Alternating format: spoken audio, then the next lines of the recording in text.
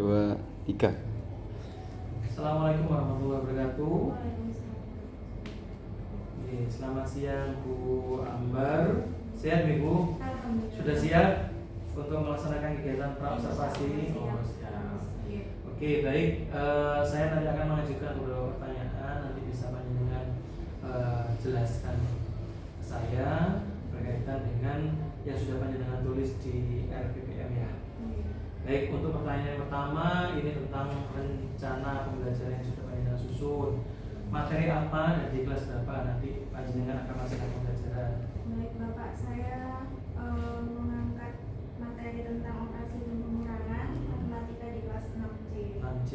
Ya. Untuk capaian pembelajarannya apa yang ingin dicapai? Jadi siswa murid ini saya ingin mereka bisa mengaplikasikannya di kehidupan sehari-hari supaya juga lebih paham konsep dasarnya dari cara menghitung pengurangan, karena kan memang di kelas 6 ini materinya yang untuk pengurangan ini bilangan cacahnya itu 1 juta Pak. Jutaan. Iya, jutaan. Jadi anak-anak ini nanti lanjutan dari materi sebelumnya yaitu tentang ya penjumlahan, kemudian nilai tempat, terus pembanding lebih besar lebih kecil sama dengan, baru kita ke tahap pengurangan. Oke, baik. Terus untuk tujuan pembelajarannya? Tujuannya yaitu tadi Pak, anak-anak bisa lebih ke prakteknya di soal cerita. Siap. Ke depannya. Terus untuk media atau alat bantu yang panjenengan gunakan nanti apa? Saya lebih cenderung ke kartu Pak. Kartu aja. Angka ya. Kartu Jadi angka. nanti anak-anak saya minta beberapa anak maju ke depan, kemudian nanti mereka secara acak ngambil kartu itu tadi, dapat angka berapa nanti mereka susun. Saya juga sekalian mereview pembelajaran sebelumnya, jadi nilai tempatnya apa, kemudian namanya apa dulu, kemudian nilai tempatnya baru nanti proses ke pengurangan. Oke, baik. Terus yang kedua ini berkaitan dengan strategi dan metode pengajaran. Metode yang panjenengan gunakan apa?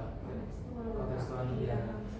Terus untuk pendekatan khususnya yang panjenengan gunakan apa? Saintifik, apa inquiry atau yang lain, mungkin deep learning atau apa? Cenderung ke deep learning ya. Terus untuk bagaimana strategi panjenengan dalam membangun keterlibatan murid? Iya itu tadi Pak, saya di dalam ini tuh di LKPD ada kelompokan, jadi mereka saya usungkan untuk gotong royongnya, kebersamaan, kemudian kemandiriannya juga gitu. Terus ini yang sekarang yang poin ketiga berkaitan dengan murid nih. Ya. Bagaimana karakteristik murid di kelas panjenengan itu? Dari keaktifannya, kemampuannya bagaimana? Kalau aktifnya aktif sekali Semua. Bapak.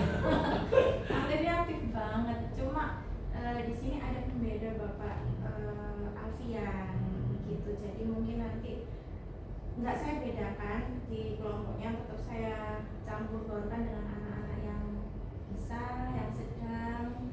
Nanti bisa si Alfian ini, nama panggilannya Ochan ya Pak ya. Itu nanti bisa entah itu nanti diajak. Berarti Ochan itu masuk ke anak yang butuh perhatian khusus ya, betul. Ke Alfian Ochan. Bisa dikatakan begitu sih Pak, tapi kan kita nggak bisa. Iya, betul. Terus tantangan utama dalam mengajar besok, apalagi berkaitan dengan matematika, pengurangan, apa yang menjadi tantangan utama?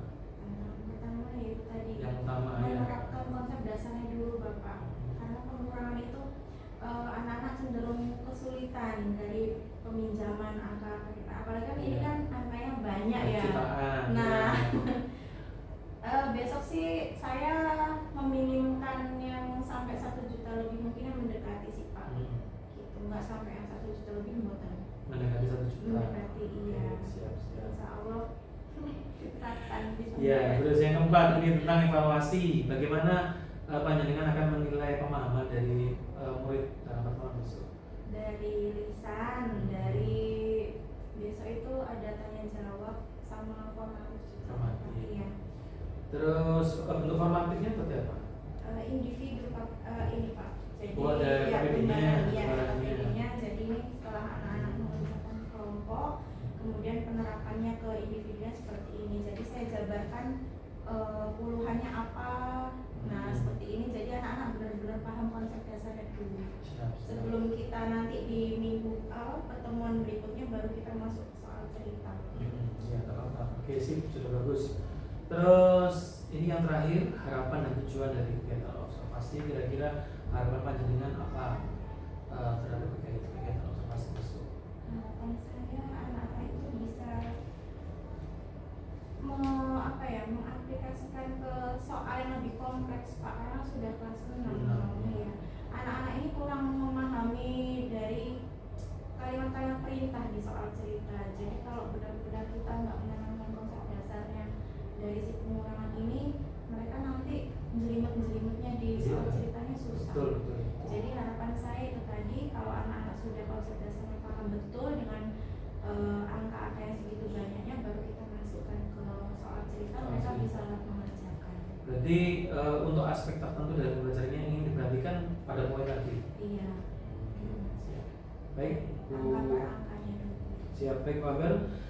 Saya rasa sudah cukup pertanyaan demi pertanyaan sudah panjenengan jelaskan dengan sangat luar biasa.